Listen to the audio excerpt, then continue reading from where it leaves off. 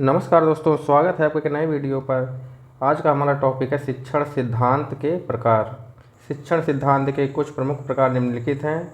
Number 1 है औपचारिक शिक्षण सिद्धांत।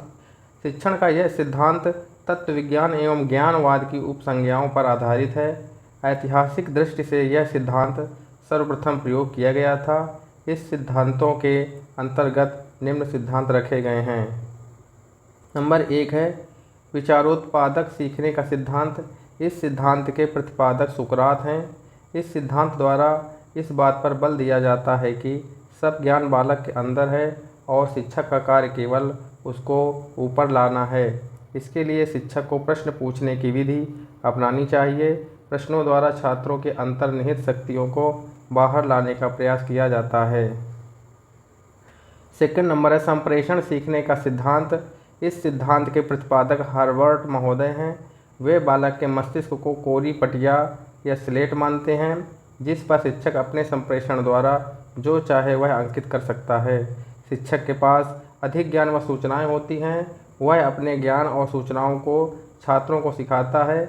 इसके लिए वह व्याख्या, प्रदर्शन तथा कक्षा में अनेक क्रियाओं का सहारा लेता है। हार्वर्ड के अनुसार सिद्धांत में 5 सोपानों का प्रयोग किया जाता है। नंबर 1 है प्रस्तावना, नंबर 2 है प्रस्तुतिकरण, नंबर 3 है तुलना, नंबर 4 है संबंध सामान्यीकरण तथा नंबर 5 है प्रयोग। थर्ड है संचक्करण या परिवर्तन सीखने का सिद्धांत। यह सिद्धांत जॉन डीवी महोदय द्वारा प्रतिपादित किया गया है। इस सिद्धांत में इस बात पर जोर दिया जाता है कि छात्रों को शिक्षण द्वारा एक वांछित आकृति या ढांचे में ढाला जा सकता है। उनका मानना है कि व्यक्ति अपने वातावरण और व्यक्तित्व के आधार पर ही सफल होता है। फोर्थ है परस्पर खोजबीन का सिद्धांत।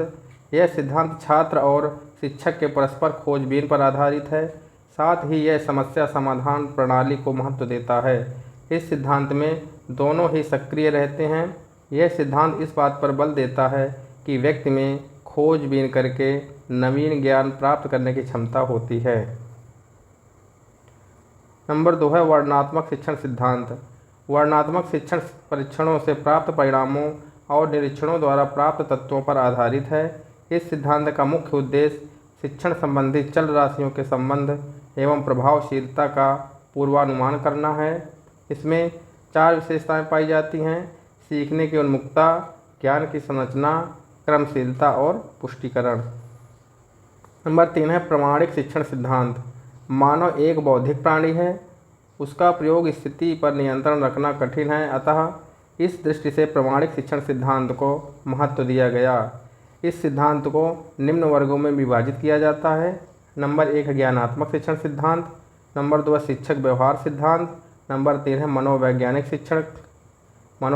शिक्षक सिद्धांत, नंबर 4 है सामान्य शिक्षण सिद्धांत। आइए हम जानते हैं शिक्षण क्या होता है। शिक्षण की परिभाषा है एक शिक्षक अपने छात्रों को सीखने के लिए जिस क्रिया का प्रयोग करता है या सीखने के लिए प्रेरित करता है वही शिक्षण कहलाता है। गणित का संबंध सबसे ज़्यादा होता है विज्ञान के साथ। गणित विषय में प्रयोग किया जाता है दृश्य सामग्री, श्रव्य सामग्री और दृश्य श्रव्य सामग्री। शिक्षण की प्रमुख विधियाँ हैं विश्लेषण विधि, संश्लेषण विधि, आगमन विधि और निगमन विधि। विश्लेषण विधि नंबर 1 है किसी भी वस्तु को छोटे छोटे भागों में बांटकर अध्ययन करना विश्लेषण विधि कहलाती है। विश्लेषण विधि अज्ञात से ज्ञात की ओर, निष्कर्ष से तथ्यों की ओर होती है। नंबर 2 है संश्लेषण विधि। किसी भी समस्याओं, वस्तुओं, विचारों आदि को एकत्रित करके जो अध्ययन किया जाता है उसे संश्लेषण विधि कहते हैं। संश्लेषण विधि ज्ञात से अज्ञात की ओर तथा तथ्यों से निष्कर्ष की ओर होती है। विश्लेषण होता है संश्लेषण का उल्टा।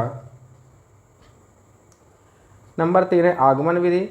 आगमन विधि उदाहरण, निरीक्षण करना, नियम बना लेना, नियम का सत्यापन करना है। नंबर 4 है निगमन विधि। इसमें नियम विधियों का प्रयोग किया जाता है। नियम से उदाहरण की ओर, सामान्य से विशिष्ट की ओर। अनुसंधान विधि ह्यूरिस्टिक शब्द से बना है। इसके खोजकर्ता आर्मस्ट्रॉन्ग हैं। गृह कार्य है अभ्यास कार्य हेतु। शिक्षण गणित शिक्षण में ज्ञात से अज्ञात की ओर चलते हैं आगमन विधि में। किसी विधि के अंतर्गत पहले तथ्यों का एकत्रित किया जाता है संश्लेषण विधि में। किस विधि के अंतर्गत किसी वस्तु या तथ्य के घटकों को विभाजित किया जाता है विश्लेषण विधि में। गणित शिक्षण में अज्ञात से ज्ञात की ओर शिक्षण सिद्धांत का पालन होता है निगमन विधि में।